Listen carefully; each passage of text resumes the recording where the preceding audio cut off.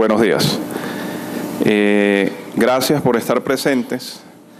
El día de hoy quiero extenderle las gracias a la Comisión de Abogados recién incorporados, al licenciado John Tapia Salazar, por habernos dado esta oportunidad, donde nos nutrimos de conocimiento y partiendo de la premisa taxativa, en este caso, yo no lo sé todo, aquí yo me nutro y aprendo de estos grandes expositores. Yo le doy las gracias al doctor Sebastián López, como lo dije y lo reiteré, venir desde la Patagonia, a mi amigo el magistrado Gilberto Estrada, que es docente y ejerce sus funciones de docencia y tiene esa vocación por transmitir, porque debemos recordar que nosotros los facilitadores, los docentes somos facilitadores. Nosotros simplemente damos las armas y las herramientas para que los demás sigan el camino y aprendan. Y quiero dar dos saludos a mi paisana, la doctora Blanca Ibáñez, presidente del canal CB24, la cual ha tenido la gentileza de venir a cubrir este magno evento, donde va a llegar a toda Centroamérica, Estados Unidos y México. Y hacer un saludo a la representante de la Embajada de Panamá, la encargada de negocios. Gracias por asistir y estar aquí acompañando a su paisano, el magistrado Estrada. Para entrar en materia, bueno, no puedo dejar a un lado, y me disculpan, muchos de mis estudiantes que están aquí el día de hoy, que son abogados, que los felicito por esa lucha de que hoy están incorporados y vinieron a seguirme a ir como profesor. Les prometo que hoy no los voy a cansar. Hoy vamos a aprender y vamos a discernir el derecho electoral. Para entrar en materia y entrar en la parte procesal electoral, tenemos que aclarar que el derecho electoral es una rama del derecho constitucional. El derecho constitucional está en la rama del derecho público. Y no puedo dejar de mencionar el día de hoy, para hablar en este tema, el artículo 9, el precepto constitucional de nuestra Carta Magna.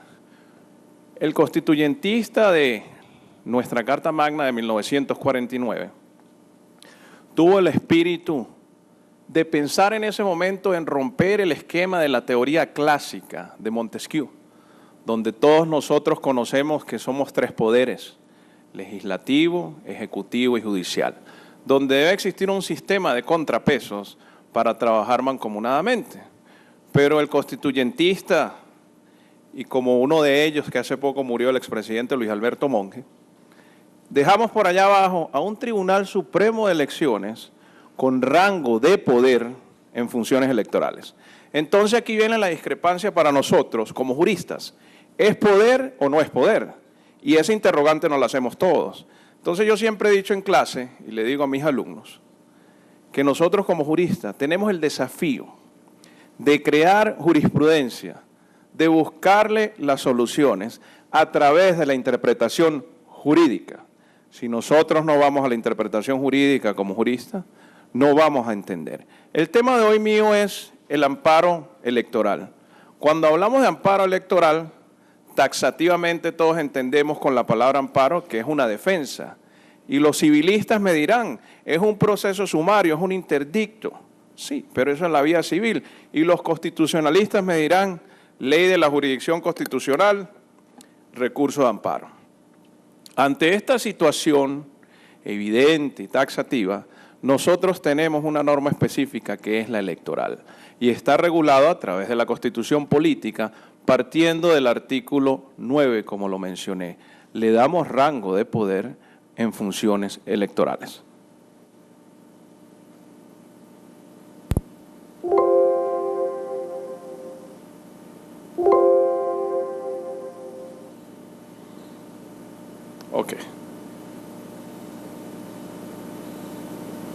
¿Qué es un amparo electoral? Definimos el amparo electoral como un mecanismo de defensa de derechos fundamentales en lo que se refiere a la materia electoral. Cuando nosotros hablamos de derechos fundamentales, lo vamos a relacionar directamente con la parte dogmática de la Constitución Política.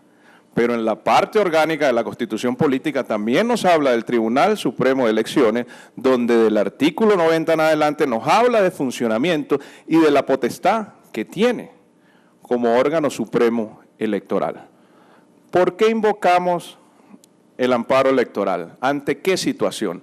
Para aclarar esta duda, nosotros tenemos que tener claro lo que es la ciudadanía y dividir la ciudadanía en dos. El artículo 90 de la Constitución Política establece que la ciudadanía son los derechos políticos que tenemos todas las personas mayores de edad, pero la vamos a dividir en la parte activa y la parte pasiva. La parte activa es cuando hablamos de los electores. Todas aquellas personas aptas para ejercer el sufragio que estén en el padrón electoral, que por cierto, hoy se está cerrando el padrón electoral, por lo cual ningún invitado al Tribunal Supremo de Elecciones pudo estar presente. Al tener esta ciudadanía activa, usted es un elector. Pero ¿qué pasa con los electores que queremos postularnos, que queremos ser? Porque existe un liderazgo, existe una convicción y se quiere llegar a ser. Esa es la parte pasiva. Partiendo de esa realidad, que es un precepto constitucional que tenemos establecido, vamos a entrar en materia y vamos a hablar del amparo electoral. El recurso de amparo electoral constituye, además de un derecho fundamental, en sí mismo un mecanismo procesal para la tutela efectiva de los derechos y las libertades político-electorales. Entonces, hablamos de libertades. Lo relacionamos con la parte dogmática de la Constitución política, porque si tenemos derechos y libertades y son vulneradas, nosotros vamos a decir, vamos a acudir a la Sala Constitucional.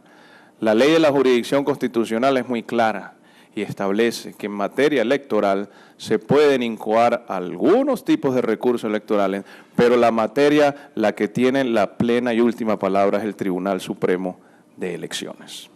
Ante esta realidad hemos observado en la práctica que han existido parlamentarios de esta asamblea que tenemos, de este Congreso, que han tratado de interponer, han interpuesto recursos de amparo contra resoluciones del Tribunal Supremo de Elecciones a la Sala Constitucional, lo cual es totalmente inadmisible. ¿Por qué explico esto? Porque para llegar a la parte procesal debemos saber qué podemos hacer y qué no podemos hacer.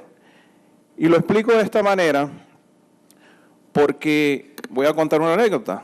Cuando uno está recién incorporado como abogado, uno no lo sabe todo. Y cuando uno llega a hacer una función judicial, yo digo, ¿a quién le pregunto? ¿Quién me guía? ¿Quién me ayuda? Porque el alma mater le da a usted las herramientas para que usted sea un abogado del mañana. Y como licenciado en Derecho, después de hacer la prueba de excelencia, usted se incorpore. Entonces, ante esa situación, he observado en materia electoral, no hay claridad. Y voy a citar dos ejemplos. Han llegado colegas a la oficina que me han dicho que las arbitrariedades dentro de los partidos políticos son catalogadas como actos administrativos, por lo cual deben ir a un contencioso administrativo. Situación que en nuestra legislación no procede. Si lo viéramos en el derecho comparado, como en el ejemplo de la República de Ecuador, existe un contencioso administrativo que es en materia electoral, o como lo manifestó el doctor Sebastián temprano, que cualquier juzgado es la materia del amparo.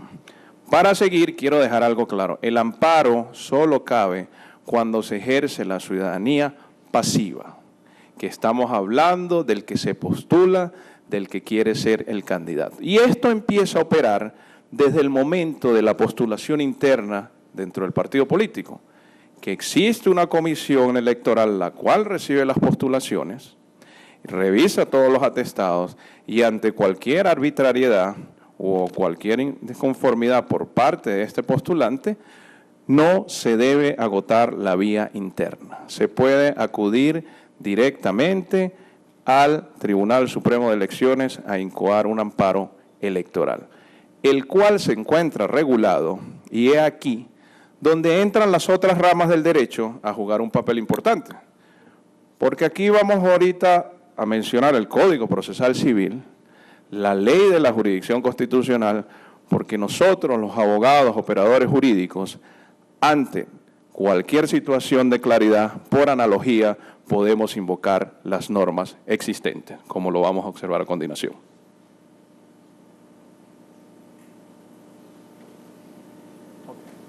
Competencia exclusiva del Tribunal Supremo de Elecciones en materia electoral. El Tribunal Supremo de Elecciones, con rango de poder, como lo dije hace rato, porque se lo da el artículo 9 de la Constitución Política, Pero a mi juicio, como jurista, nosotros, bueno, lo veo yo, se rompe la estructura clásica, la división de poderes del barón Jacques de Montesquieu.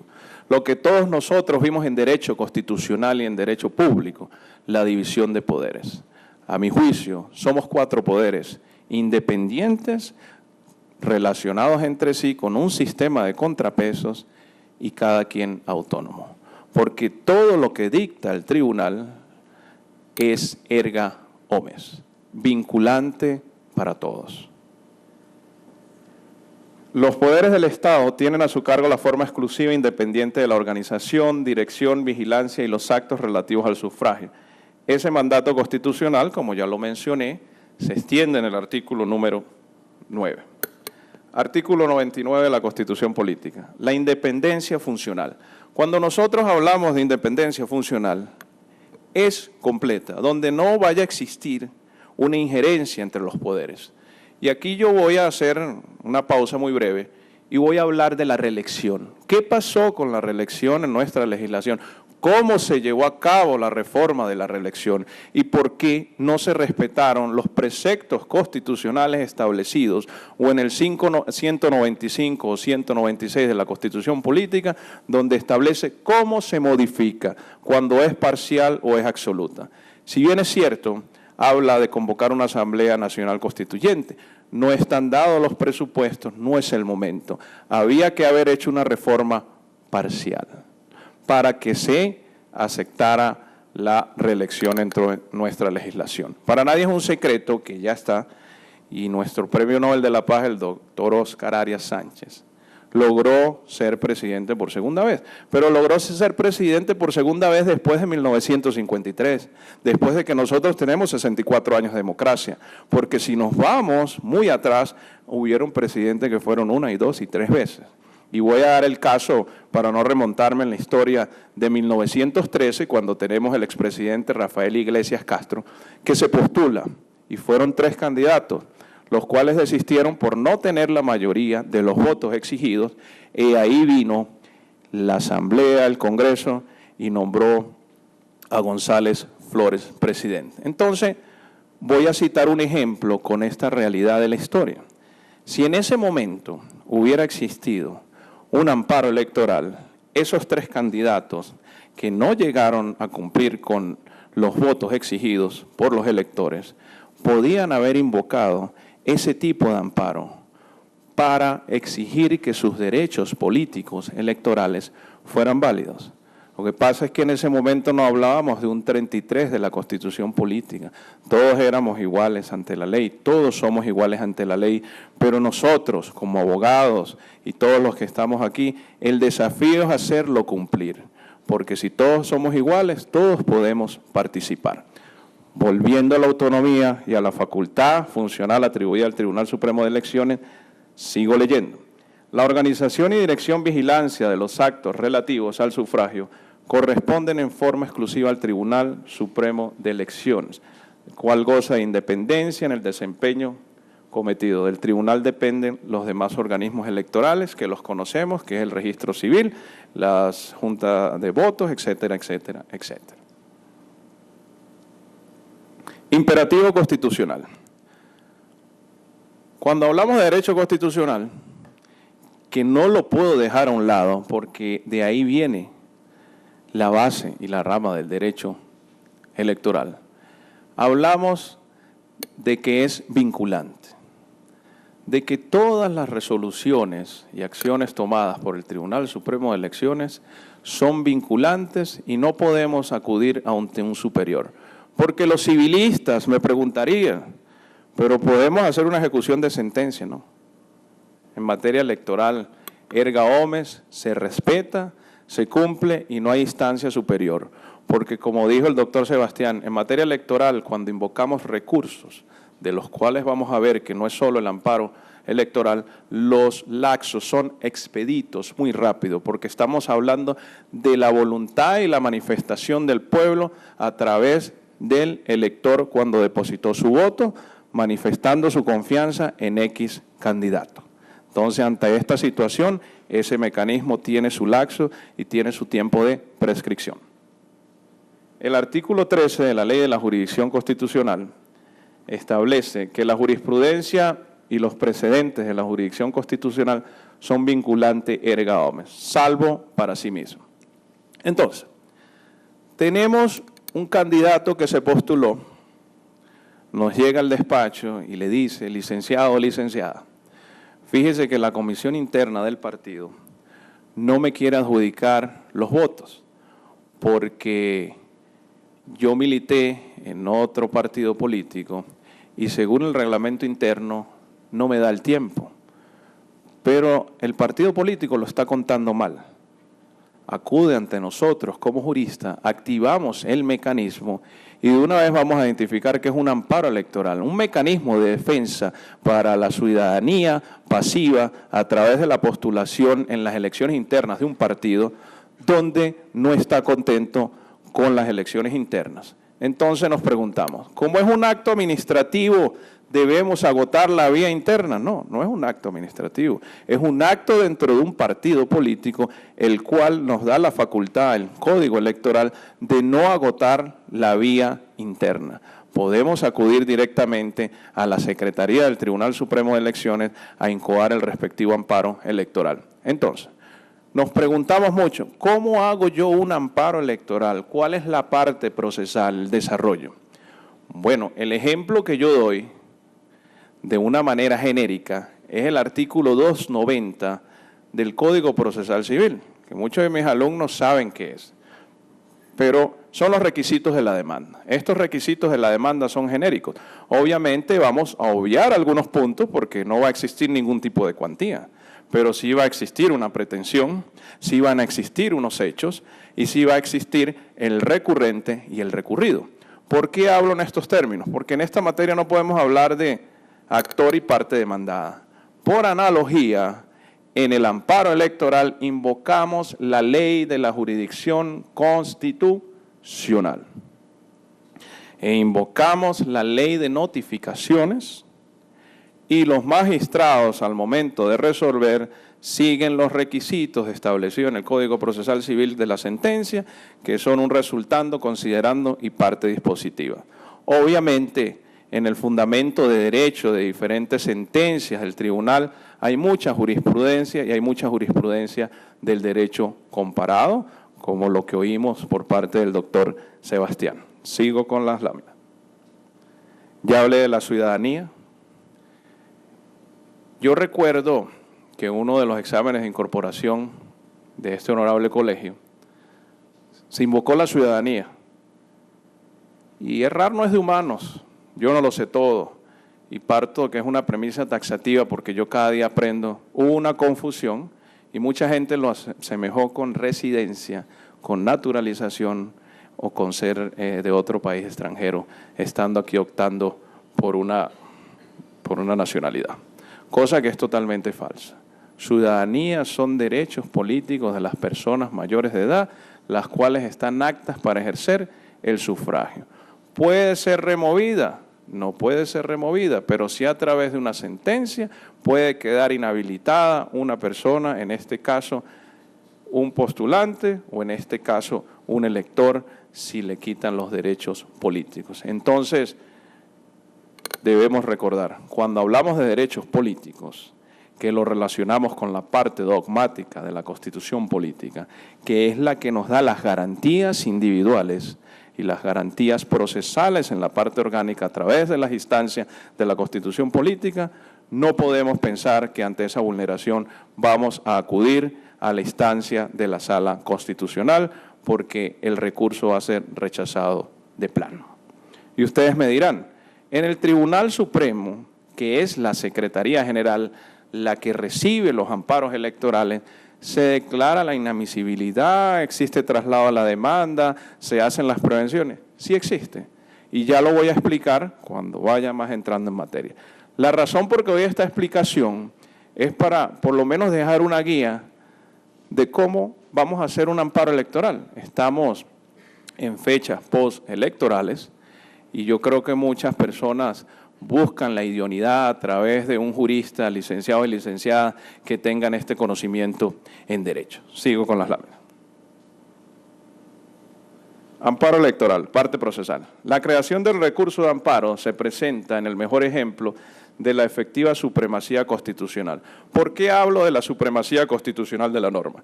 Y aquí voy a pararme, voy a invocar a Hans Kelsen. Hablamos de la teoría de la supremacía constitucional de la norma, donde existe una equidad, existe una pirámide y todo tiene su nivel dentro de las normas.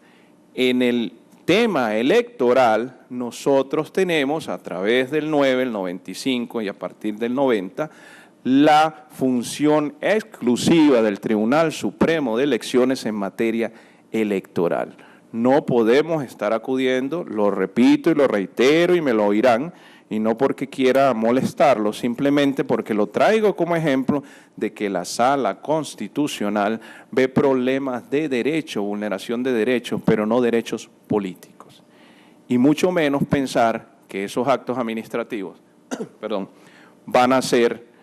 van a incoar una medida cautelar en el contencioso administrativo a través del Código Contencioso Administrativo y que usted lo esté haciendo a prima fase y el juez que la reciba le va a decir vamos a pedir la nulidad del acto administrativo. En materia electoral no podemos hablar de nulidad del acto administrativo porque estamos hablando de la voluntad de los electores y la voluntad de las personas inscritas dentro de los partidos políticos, porque este amparo electoral opera desde el momento que empiezan las postulaciones dentro del partido político, desde el momento que esa persona que empieza a trabajar quiere ser candidato o es postulado. Yo no me voy a meter en el fondo ni las razones por las cuales tuvo ese tipo de discrepancia dentro de una institución política, pero sí me importa dejar muy claro la parte procesal electoral que invocamos la analogía tanto en el derecho constitucional como en el derecho civil, porque no hay norma exacta para saber cómo vamos a proceder. Sigo.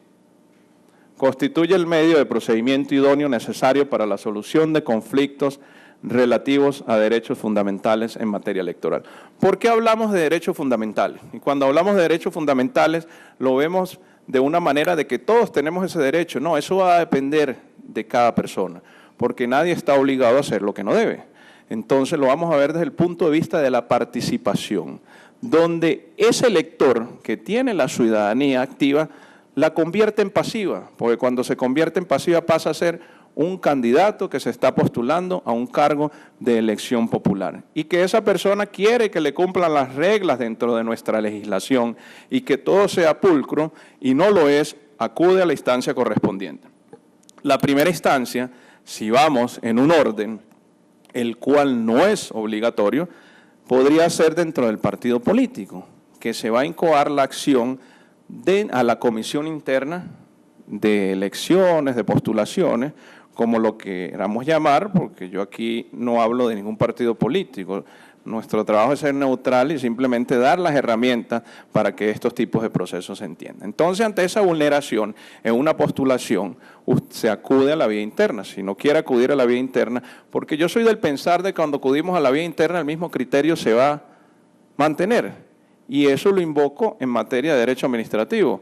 Cuando nosotros, colegas, procedemos a incoar un recurso de revocatoria con apelación en subsidio, vamos a saber que la revocatoria siempre se va a mantener el mismo criterio, pero nosotros vamos a agotar el tiempo para llegar a la apelación. Aquí no, aquí nos vamos directamente al tribunal y procedemos con el amparo. Entonces, ¿quién va a regular el amparo? ¿Cómo va a funcionar el amparo? ¿Quién va a revisar el amparo? Obviamente que los magistrados. ¿Quién hace el amparo? En materia de amparo electoral, se da lo que se da en amparos constitucionales. Todos tenemos claros que para incoar un recurso de amparo constitucional no tenemos que ser abogados. Pero bueno, los abogados tenemos el conocimiento técnico. La veracidad de los hechos, cuando el recurrente se los transmite a usted, usted los plasma jurídicamente en el recurso. Después de que usted plasma esos hechos con una relación exacta, sin perder la sintaxis entre hecho y hecho, yo le puedo garantizar que cuando llegue ese recurso a la instancia, en el caso del Tribunal de Elecciones, y me estoy adelantando, que son los letrados los que lo revisan y le dan la admisibilidad. Me estoy adelantando, pero ahorita voy a hacer la comparación con la parte civil, porque me fui a la admisibilidad y no hablé de lo que nosotros los civilistas conocemos como el traslado de la demanda. Que traslado de la demanda y emplazamiento son dos cosas totalmente diferentes, dos actos procesales que no debemos confundir, son simplemente dos plazos.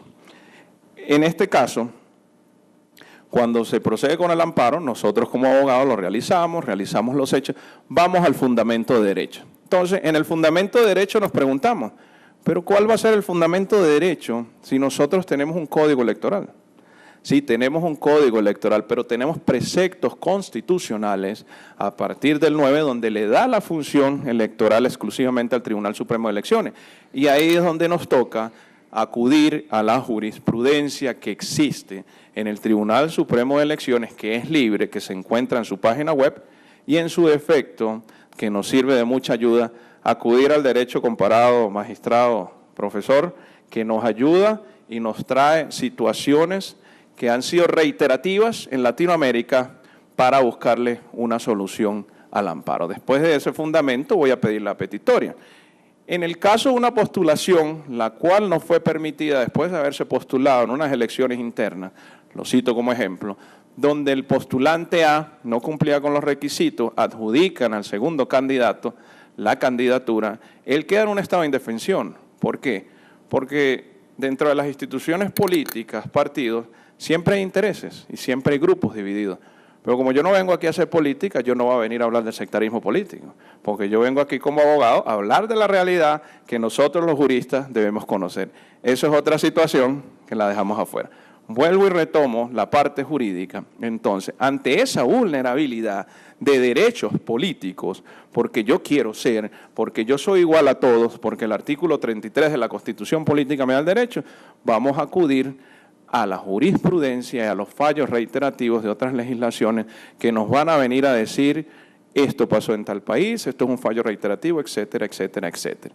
Pero hago un punto, nunca podemos permitir que la instancia judicial arregle los problemas políticos, ni mucho menos la Sala Constitucional, como es en el caso de la reelección, que lo dejé inconcluso, pero lo retomo nuevamente, porque voy a citarlo en el derecho comparado con el caso Honduras. En Honduras no estaba permitida la reelección. Ante una acción de inconstitucionalidad por un expresidente y 16 diputados, la instancia constitucional, entiéndase el Poder Judicial, no derogó el artículo 239 de esa Carta Magna, le borró el segundo párrafo, no borró, con un fundamento y con un considerando y un resultando que no tiene un fundamento como tal. Entonces, he ahí, a mi juicio, y esto es algo muy personal mío que yo estoy diciendo, hay un problema político que se está resolviendo en la justicia, en la vía ordinaria del Poder Judicial, cosa que no debe suceder. Retomando el tema costarricense, como nosotros somos la cuna de la democracia, 64 años de democracia y somos ejemplo en el mundo, aquí la instancia correcta es el Tribunal Supremo de Elecciones. Sigo.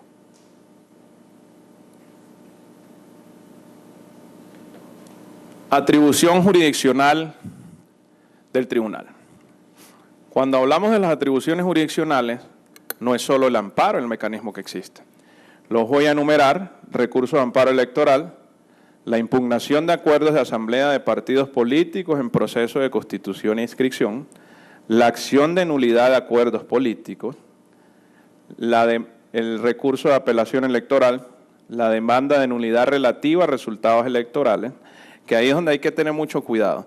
Cuando los resultados electorales no están claros, ahí es donde el papel de nosotros como abogados es fundamental. Saber cuál es el medio y el recurso correspondiente en la jurisdicción, en la vía electoral, si es el amparo electoral o es simplemente una demanda de nulidad de resultados electorales. Entonces, ¿qué es lo que está buscando el postulante que tiene la ciudadanía pasiva? Entonces, por eso es que es muy importante, y yo lo continuaré diciendo y lo diré, que los abogados debemos ser las personas que nos debemos especializar en esta materia y acudan a nosotros para incoar los diferentes amparos electorales. Sigo. La cancelación y anulación de credenciales, estamos cansados de verlo, lo que hace el tribunal ante el mal comportamiento de los funcionarios electos por votación popular, y la denuncia por parcialidad o beligerancia política, tema que mi amigo allá conoce muy bien. Ante esta situación, ¿qué hacemos nosotros? Yo nada más voy a hablar del amparo electoral como tal, porque si me pongo a hablar de todos esos incisos, tardaríamos todo el día. Entonces, con este mecanismo de amparo, no dejamos en estado de indefensión a los postulantes. Procedimiento. Se presenta ante la Secretaría del Tribunal Supremo de Elecciones. El código establece que se puede presentar en horas inhábiles, como cuando nosotros vamos corriendo y presentamos un recurso de amparo en la Sala Constitucional en la madrugada, como mi amiga ya presente lo sabe que se hace, y vamos y lo dejamos con el guarda. Aquí procede lo mismo. Lo dejamos con el guarda del Tribunal Supremo de Elecciones, porque hay premura. ¿Por qué hay premura? Y reitero esto nuevamente, porque estamos ante la voluntad de un electorado que quiere recibir respuestas de un poder electoral constituido que se encuentra en el artículo 9 de la Carta Magna, que es absoluto. Debemos ser expeditos ante estas acciones. Ya vamos a hablar de los dos únicos plazos que existen para incoar el amparo electoral. Solo dos, porque la jurisprudencia en ningún fallo reiterativo lo ha cambiado. Sigo. En materia electoral, la jurisprudencia del Tribunal Supremo de Elecciones es vinculante, erga omnes, salvo el mismo con carácter vinculante. ¿Qué quiere decir esto, queridos colegas? Y lo desmenuzo y lo explico. Que cuando nosotros vimos obligaciones, nos hablaban de las obligaciones Protec-Rem, nos hablaban de las obligaciones erga omnes, nos hablaban de las obligaciones ambulatorias, pues esto quiere decir que es una obligación y un cumplimiento para todos los hombres. Y vinculante porque lo que dice el tribunal a través de su potestad, que se lo ha dado a la Constitución política, es de fiel cumplimiento. Y si los laxos expiran y no actuamos en tiempo y forma como estamos acostumbrados a oírlo y a plasmarlo cuando presentamos una prevención en una instancia civil o en la sala constitucional, aquí no podemos estar jugando con esto. ¿Por qué pasaría? Y aquí voy a hacer un punto y lo voy a relacionar con este ilustre colegio de abogados. Si nosotros dejamos en estado de indefensión, nosotros los abogados, y me incluyo yo porque yo soy colega de ustedes, estaríamos vulnerando los principios deontológicos del Código de Ética y Deberes de los Abogados, teniendo claro nosotros que tenemos dos principios universales, la probidad y obrar conciencia a conciencia. Y para resumir, porque no vine a dar un curso de deontología jurídico, lo cierro con que simplemente estaríamos vulnerando el principio de colegiabilidad y nos veríamos todos afectados y dirían todos los abogados son iguales. Pero eso es mentira, porque si nosotros somos diligentes y nosotros nos preocupamos, estudiamos y vamos a las normas, las cosas se hacen como deben ser.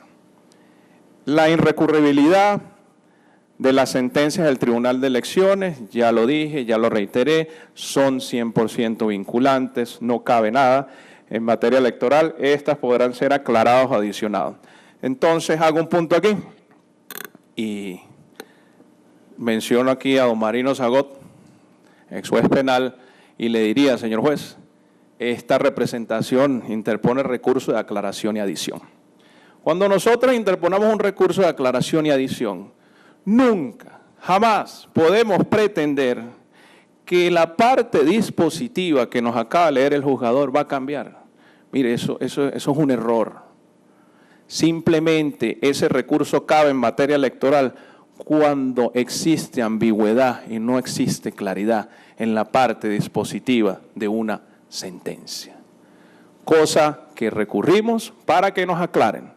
Entonces, llegar a hacerlo para hacer perder el tiempo, se dan dos cosas. Primero, hacerle perder el tiempo al Tribunal Electoral y segundo, no estamos siendo probos con nosotros y estamos irrespetando los principios deontológicos y la razón por la que somos abogados que le debemos dar fiel cumplimiento. Sigo. En materia de notificaciones, se aplicará lo dispuesto en la ley de notificación. Entonces, solo ante una premura de alguna resolución se pueden comisionar funcionarios del Tribunal Supremo de Elecciones en el caso de premura y emergencia para hacer una notificación. pero todas las notificaciones se rigen por la ley de notificaciones que todos aquí sabemos cómo se realizan. Porque si me pongo a explicar, terminan ustedes, colegas, presentándome un incidente de nulidad de notificación y no quiero eso. ¿Ok? Vamos a seguir. Serán aplicables al trámite de recurso de amparo las reglas definidas en el título 3 de la Ley de la Jurisdicción Constitucional. ¿Qué quiere decir esto? Al no existir una claridad del procedimiento que voy a establecer en el amparo electoral, yo invoco por analogía la Ley de la Jurisdicción Constitucional, que fue creada después que nace la Sala Constitucional en 1989. Nos vamos a ese capítulo e invoco todo lo que establece ese capítulo. Entonces ahí ya dejamos un punto claro. Y cuando ustedes les lleguen a los despachos de ahora en adelante, no van a decir que no manejan materia electoral. Si saben cómo el primer recurso de impugnación ante el ente electoral, el Poder Supremo Electoral, que es el amparo electoral, cómo va a proceder. Y como les dije, trataré de ser el mejor facilitador. ¿Por qué? Porque yo no lo sé todo. Porque estas son cosas que se aprenden en el ejercicio de las funciones. Si yo lo supiera todo, bueno, no estuviera aquí, pero no lo sé. Entonces, las reglas aplicables de la Ley de la Jurisdicción Constitucional las leemos, las concordamos y lo vamos aplicando en el amparo electoral. Si voy a recapitular, ya voy por el fundamento de derecho, en el amparo que estamos resolviendo, porque aquí yo lo voy haciendo en mi mente y ustedes lo tienen que ir haciendo conmigo. Redactaron los hechos, no perdieron la sintaxis entre hecho y hecho, llegaron al fundamento de derecho, buscamos la normativa constitucional, que es el artículo 9, y del 90 en adelante, el 95, el 94, las funciones. Después vamos con la petitoria. ¿Qué vamos a solicitar en la petitoria? En el caso de la postulación, donde no existieron los requisitos establecidos, y el postulante dice que sí los tenía, va a buscar aclarar la situación. En el voto que van a emitir los magistrados puede declararse el fallo sin lugar parcial o puede rechazarse de plano. Por eso tenemos que tener mucho cuidado en la pretensión que vamos a presentar, valga la redundancia. No podemos ir a decirle, adjudíqueme el puesto porque yo era el candidato diputado. No, en ningún momento. Vamos a esa instancia electoral a corregir las irregularidades que se presentaron dentro de esa postulación. Sigo.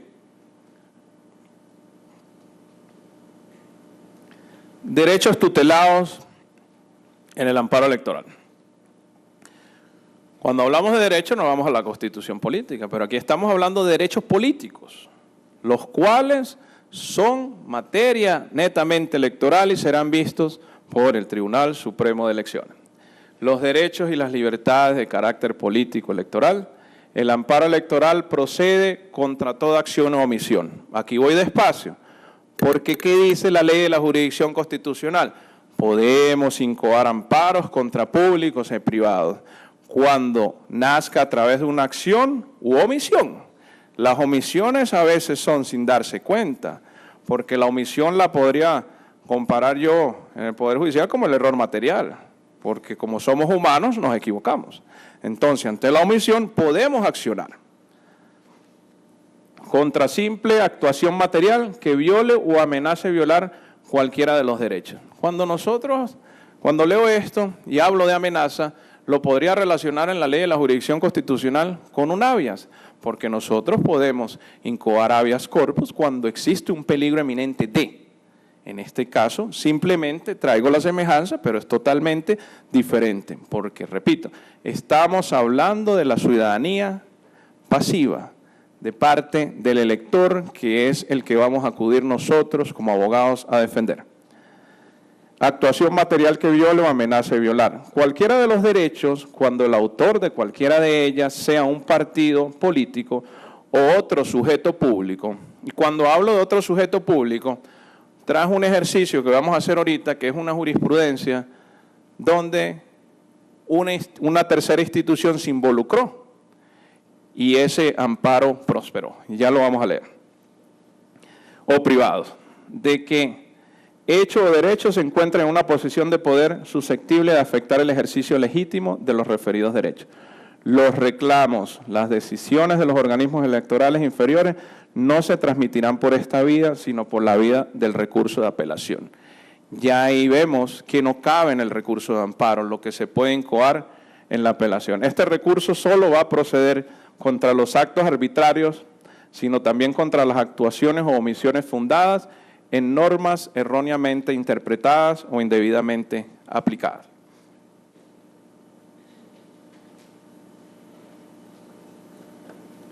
Legitimación activa. Voy con los civilistas nuevamente. Hablamos de legitimación activa, pasiva. ¿Quién tiene la legitimación activa para en materia electoral proceder a incoar el amparo electoral? Porque es el único instrumento jurisdiccional del que vamos a estar hablando el día de hoy. Cualquier persona podrá interponer el recurso de amparo electoral por considerarse agraviada a favor de otra persona. Con el recurso de amparo en la Sala Constitucional también sucede lo mismo. Cualquier persona en nombre de otro lo puede incoar, lo puede presentar, siempre y cuando exista una acción o omisión que en el caso de la Sala Constitucional esté vulnerando garantías y derechos individuales de la parte dogmática de la Constitución política. La afectación a favor de otra persona, siempre que se fundamente la afectación de un derecho fundamental de carácter político electoral. Político electoral, lo primero que vamos a ver, la ciudadanía activa y pasiva, qué va a proceder, qué sucedió y cuál fue la vulneración que se dio en el acto de postulación, en la convención, etcétera, etcétera, etcétera. Lo identificamos para proceder a narrar los hechos. Una persona identificada. Cuando se presenta por un tercero, será necesaria la ratificación en un plazo de 3 días. Ojo con esto. El candidato que está en Río Claro y no puede llegar aquí y un tercero conoce de los hechos y lo presenta en nombre de esa persona que es conocida como el recurrente, la recurrente, tiene 3 días para acudir y apersonarse en el Tribunal Supremo de Elecciones. Que en la vía de la Sala Constitucional se presenta en nombre de otra persona, se espera el traslado a la demanda, la admisibilidad, y si hay alguna prevención se procede en tiempo y forma a subsanar y se espera que resuelva la Sala Constitucional. Aquí es totalmente diferente. El tercero tiene que apersonarse para que tenga conocimiento de lo que está sucediendo. En plazo de 3 días, si no, la gestión será archivada. Plazo para interponer el recurso. Y ya voy a terminar porque los veo un poquito cansados, pero creo que es muy importante explicar la parte procesal como tal, para por lo menos salir de aquí a hacer varios amparos electorales en estas postelecciones. Que créanme, colegas, que le van a llegar esos casos. A mí me llegan. Y gracias a Dios por eso he aprendido un poco. El plazo de prescripción para interponer el recurso de amparo electoral es de 2 meses. Hay 2 plazos, 2 meses y 3 días. Esto va a depender de la interpretación que le demos nosotros, los abogados, para incoarlo. Contados a partir desde que se inicia la perturbación del derecho que se reclama, 2 meses. La ley de la jurisdicción constitucional nos habla de perturbación. Desde ese momento empiezan a contar los 2 meses. Pero hay que ver qué tipo de perturbación, porque voy a citar un ejemplo muy breve y muy sencillo. Perturbación no es que no me hayan dejado postular porque yo no contaba con los atestados y no era militante el tiempo suficiente de la institución política. Una perturbación pudo haber sido que soy un militante, que tengo el tiempo, que tengo todos los atestados y que me esté amenazando la directiva y dice usted no va a ser el candidato, usted no va a ser el candidato, usted no va a ser el candidato. Entonces eso produce un efecto psicológico y los que conocen de medicina legal irían más allá y me diría que una patología y se elevaría a un psiquiatra. Ese no es el caso y eso no es una perturbación que se va a definir de esa manera. La perturbación es la amenaza dentro del partido que sufren sus dirigentes que quieren ser postulados. Entonces ahí tenemos que marcar la diferencia, porque si hay una amenaza y yo lo procedo a colocar después del tiempo, pues va a ser rechazado de plano y va a ser totalmente extemporáneo. Eso en el plazo de los 2 meses. Vamos a hablar en el plazo de los 3 días, que a mi juicio son muchos. En Ecuador, 1 día, 2 días, para ir al contencioso electoral a incoar impugnaciones en contra de resoluciones que no están de acuerdo. Prosigo. Cuando el recurso lo plantea un aspirante a un puesto de elección popular, entiéndase un candidato, dentro del periodo de escogencia correspondiente, el recurso tendrá 3 días para interponerse. Y ahí va el ejemplo que he venido dando, que es de la postulación interna dentro de un partido donde no cumplía con los atestados, etcétera, etcétera. Hay 3 días. ¿Desde cuándo empieza a contar los 3 días? Porque ahí tenemos una discrepancia grande.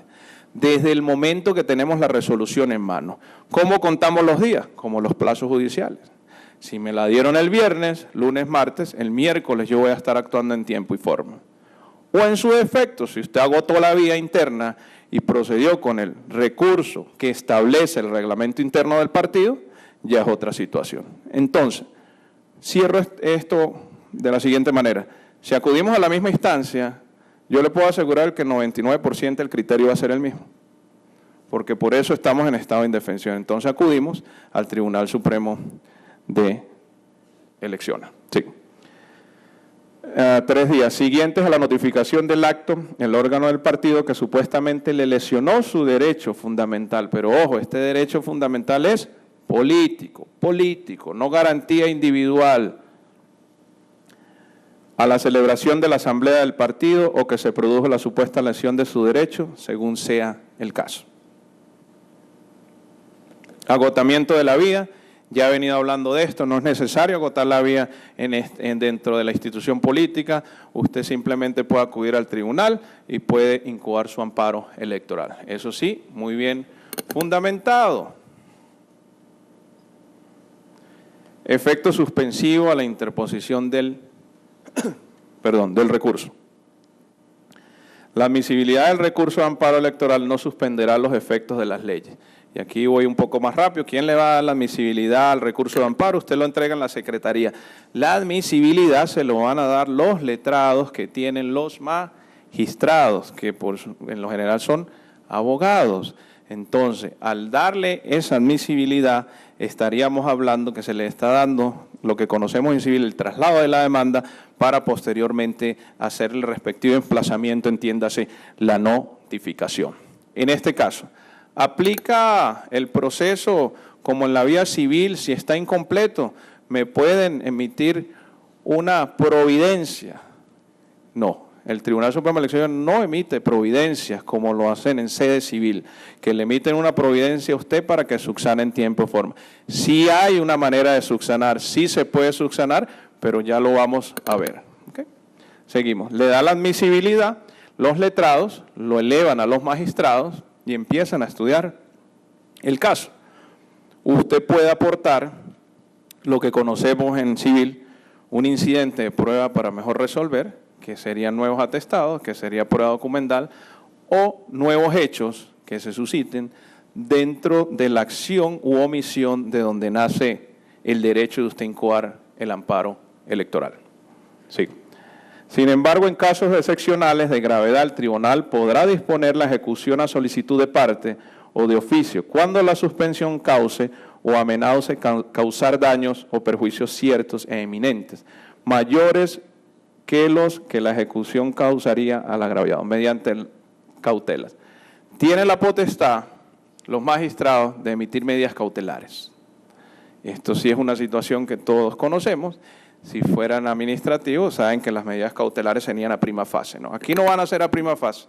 Aquí simplemente van a ser las medidas cautelares ante la necesidad inminente de darle protección al tutelado de que está ejerciendo por esa vía y está acudiendo al derecho electoral. Pero esto es en caso de premura y va a ser nada más a solicitud del juez. Usted lo puede solicitar en la parte petitoria, porque para nadie es un secreto que las acciones de amparo electoral no se resuelven tan rápido. El procedimiento para incoarlos debe ser expedito, pero a veces se demoran porque no es un solo amparo electoral. En este momento hay cientos de amparos electorales de las diferentes contiendas internas en los partidos, de las discrepancias que han tenido. Entonces, ante esa eminente realidad taxativa, usted le solicita una medida cautelar, pero no vaya a solicitar una medida cautelar cuando ya le adjudicaron la diputación a otro y usted era el candidato, porque esa es otra situación.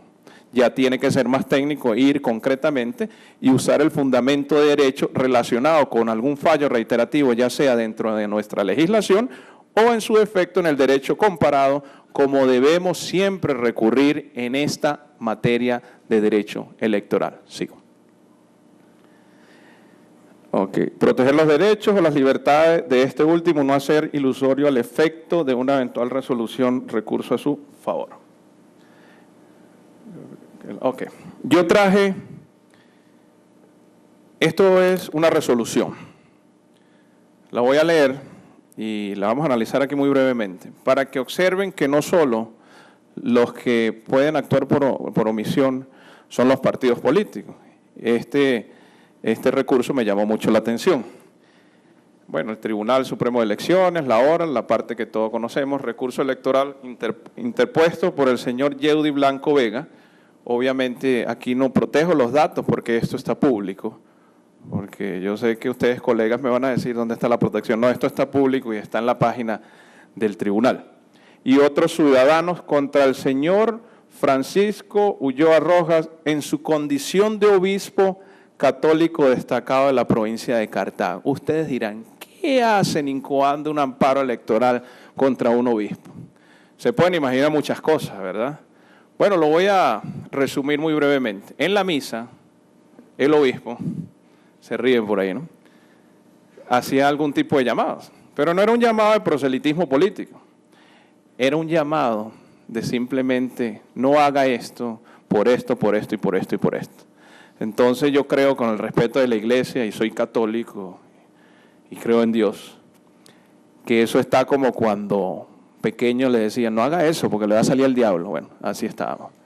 Entonces, con la autoridad moral que tiene la iglesia, el obispo hacía sus llamados a que esto no sucediera por esto, por esto, por esto, por esto. Entonces, continúo y lo leemos rápidamente. El escrito fue presentado a la Secretaría el 23 de septiembre del 2009 por los recurrentes contra el obispo, que ya lo mencionamos, y aquí vemos el primer fundamento, en lo dispuesto en el artículo 28 de la Constitución Política, que está en la parte dogmática, que son garantías individuales que todos tenemos, con relación al artículo 136 del Código Electoral. Vemos cómo vamos al precepto constitucional y usamos la norma que es del Código Electoral, que es la especial, que nosotros conocemos en la pirámide de Kelsen como la norma orgánica, la que va a venir a regular y la que siempre regulará la materia por ahora electoral. El artículo 28, nadie puede ser inquieto, inquieto ni perseguido por la manifestación y sus opiniones. Entonces yo creo que ya al leer este artículo ustedes se dan cuenta que era lo que pretendía el obispo, ¿verdad? Usted no haga eso porque le va a salir el diablo. No, pero no era eso. Usted no vaya a votar por este y por este porque va a pasar esto y esto. Y resulta y acontece que nosotros tenemos libre pensamiento y yo o cualquier elector ejerciendo la ciudadanía activa tiene derecho como elector a votar por quien quiera. Ese amparo que se presentó fue declarado con lugar y obligaron al obispo, a Monseñor allá en Cartago, mi amigo Jorge de Cartago lo debe conocer, a hacer lo siguiente, ya lo vamos a ver. El 136 habla de la libertad de difundir la propaganda. Usted es libre de darle la propaganda a quien quiera, y cuando hablamos de propaganda nos estamos refiriendo al tema político. Tribunal Supremo de Elecciones, el recurrente, hizo un llamado directo, el recurrido, a los ciudadanos a no votar por los candidatos que estén en contra de lo que su fe religiosa y creencia dicten. Somos libres de creer, de seguir, y no podemos dejarnos ir por una corriente filosófica, católica, una ideología, como lo queramos llamar. Ante esa situación, el tribunal dijo, mire, señor obispo, eso no se hace, porque aquí yo respeto los poderes. Y si bien es cierto, la iglesia viene a ser un poder y tiene sus normas e internamente se regula a través del derecho canónico, nosotros tenemos las armas y tenemos la normativa para combatir ese tipo de omisión, para no decirle que era una acción. Simplemente se le fue y fue una misión y le dijo, no vote, no haga esto. Entonces, eso no está permitido, se declaró con lugar, pero hay una condenatoria. Entonces, Voy a las condenatorias. ¿Cómo son las condenatorias en materia electoral? Sí, queridos colegas, Código Procesal Civil. Existen las condenatorias en abstracto y se hace la ejecución de sentencias tanto en la vía civil como en el contencioso administrativo. Ya lo vamos a ver y sigo. No sigo leyendo eso porque ya saben lo que hizo el obispo, ¿verdad? Nada más la parte dispositiva, se declara conjugar el amparo, se ordena al recurrido que en lo sucesivo deberá de abstenerse de hacer llamado a no votar por candidatos o candidatas que a su juicio no compartan los valores de la fe católica. Se condena al recurrido al pago de costas, daños, perjuicios causados. Si va firmado por un letrado como nosotros, ahí van las costas de nosotros. Entonces vamos a recurrir en la vía del contencioso administrativo a hacerlos en efectivo, lo que todos conocemos como una ejecución de sentencia. ¿Cómo lo hacemos? Pedimos el expediente certificado a la Secretaría del Tribunal, lo pedimos certificados para efecto de ejecución de sentencia. A mí alguien me preguntaba hace muchos años, mire profesor, ¿por qué para efecto de ejecución de sentencia? Porque desde el momento del efecto de la ejecución de sentencia empieza a contar la prescripción de esa ejecución de sentencia, porque si no sería eterno y usted lo cobraría, entonces cuando ya no existen las iglesias y no va a poder ir a cobrar nada, porque no actuó en tiempo y forma. Sigo. ¿Dónde presentamos el amparo? Bueno, ya he venido hablando de esto, ya sabemos que es en la Secretaría, ya nos vamos a ir. Aquellas gestiones que sean de índole contenciosa o no en físico o digital interpuestas para iniciar un nuevo procedimiento, bien como la parte de alguno trámite de terminar la recepción memorial, esto es fuera de horas. Tramitación una vez recibido, cuando es fuera de horas se le informa al supervisor, el guarda lo recibe, llaman a alguien de la secretaría y es directamente entregado a los letrados que son los que le van a dar la admisibilidad antes del emplazamiento, entiéndase en el derecho civil el traslado de la demanda, pero no es traslado de la demanda, es la admisibilidad del amparo electoral. Fase interlocutoria. El reto y el desafío de nosotros los abogados fue hace tiempo llegar a las fases interlocutorias. En materia penal actuamos interlocutoriamente. En materia civil muy poco lo hacemos. Ahora en materia laboral con la reforma, en la audiencia preliminar debemos hacerlo y concluir promoviendo la paz social. En caso de que no lo podamos hacer, tenemos que seguir a juicio. Cito esto como ejemplo porque la parte interlocutoria también se invoca en materia electoral. Pero en materia electoral no vamos a ir a promover la paz social. Porque si nosotros estamos acudiendo a esta instancia es porque se nos ha vulnerado un derecho político, que es el de la participación, etcétera, etcétera, etcétera, en todo lo que he dicho y en todo lo que conocemos, y usted lo puede relacionar con un partido político o como el caso del obispo, que tengo la convicción y la seguridad que ustedes siempre se van a acordar de ese cuento, de que el obispo mandó a votar, no mandó a votar a los que no creen en la iglesia, etcétera, etcétera. Pero ya sabemos que eso no se hace ni se puede hacer. El Tribunal Supremo de Elecciones ordena a las partes enmendar, corregir y ampliar. Lo que conocemos en el derecho civil, que a través de una providencia nosotros tenemos que subsanar para que se le dé el traslado de la demanda. Nosotros tenemos que subsanar en tiempo y forma. Aquí también lo podemos hacer. Lo que pasa es que no hay claridad ni hay un manual diseñado para ver exactamente cómo debe ir el amparo electoral. Por eso es que yo doy como consejo y como recomendación, obviando cosas que no deben estar, el artículo 290 del Código Procesal Civil, que son los requisitos de la demanda. Indicar algún aspecto material o inmaterial en relación con las circunstancias fácticas y jurídicas que envuelven el caso analizado. Se pretende conocer en cuántos casos la autoridad recurrida rindió el informe, si se presentó, si no se hizo, si se hizo una prevención por parte de los fiscales del Tribunal Electoral en la convención y no se cumplió. Todas esas situaciones se proceden a revisar. El Tribunal Supremo de Elecciones en relación con los hechos que supuestamente incidieron en forma negativa en la vulneración de los derechos fundamentales de carácter político electoral. Perfil normativo del amparo, competencia exclusiva del tribunal, ya lo dije, aplicación por analogía de las reglas dispuestas en la ley de la jurisdicción constitucional, el Código Procesal Civil, porque también existen condenatorias en abstracto y esa ejecución de sentencia, cuando hay una condenatoria en abstracto, todos sabemos que una vez incoada la ejecución de sentencia, se procede a emplazar al recurrido en este caso y va a tener los 10 días hábiles para oponerse y presentar cualquier situación que no esté de acuerdo en ese cobro. En este caso vamos a hablar de los honorarios de nosotros, porque un principio ontológico ético es que tenemos que cobrar, todos tenemos que cobrar, no podemos dejar de cobrar, porque sería una causa justa, valedera, para que nos traigan a la fiscalía de aquí, ¿verdad? Eso no queremos que pase. Vamos a seguir. El recurso de amparo electoral no sustituye los procedimientos recursivos previstos en la legislación electoral, pero rige en ausencia el mecanismo de impugnación adecuado, la condenatoria en abstracto, los daños y las costas. Ya yo voy a cerrar, pero voy a concluir con esto. Hay un tema que no toqué porque es muy amplio, pero voy a cerrar con esto. Reformas electorales. Cuando nosotros hablamos de reformas electorales, nuestra Constitución política todavía tiene muchas normas pétreas, que de repente no buscamos la manera correcta de ir en contra de ellas.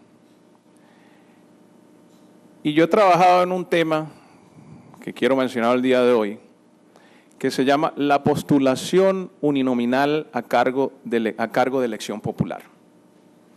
Esto quiere decir que si usted quiere postularse a alcalde, a diputado, presidente, regidor, síndico, usted no pertenezca a un partido político. Obviamente que mucha gente me dijo, ¿cómo, licenciado? ¿Cómo? Con las armas y el conocimiento jurídico lo podemos hacer. Lo que pasa es que hay un factor muy importante, que ya lo voy a decir, que falta la voluntad. Cuando hablamos de reformas, todo lo que se refiera a reformas electorales, se le debe elevar la consulta de cualquier iniciativa de ley, ojo, a través de los legisladores o a través de la iniciativa de ley, la ley popular, se debe elevar la consulta al Tribunal Supremo de Elecciones y ellos son los que tienen la última palabra. Si ellos dicen que no, vamos a seguir en un sistema de normas pétreas, tanto en la Constitución política como en el Código Electoral, y esto no lo estoy criticando, esto es un juicio muy mío y no es a priori. Es un juicio a través de una necesidad que he venido observando en la observación electoral que hago con mis colegas en diferentes países de Latinoamérica. Ante esa situación, cuando no existe la voluntad, en aquel poder que le dio el artículo 9, cuando el espíritu del constituyentista fue, vamos a darle poder, pero vamos a dejarlo abajo, o es o no es, pero ese análisis se lo dejo de tarea a todos ustedes, colegas. Y después tendremos una tertulia de derecho constitucional y vuelvo al derecho electoral para cerrar. Si no existe la voluntad en el tribunal, se devuelve el proyecto de ley a la Cámara, a los diputados, a los que conocemos que están en Cuesta Mora. Y si no hay voluntad política, no hay reformas electorales. Y las últimas reformas electorales que nosotros conocemos fueron en el año 2009. Entonces, yo les dejo esto como una inquietud, como una necesidad que a través de la globalización, del cambio y de las necesidades que vamos teniendo, tanto para la ciudadanía activa como pasiva, debemos pensar en eso y debemos pensar en reformas electorales.